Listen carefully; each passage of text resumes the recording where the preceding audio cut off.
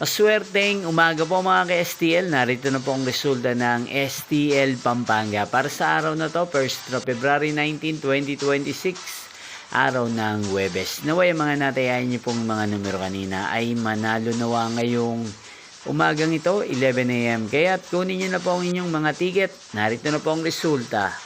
Ang mga numerong nanalo sa STL Pampanga ngayong umagang ito, February 19, 2026, 11 a.m. First draw result 32 at 7.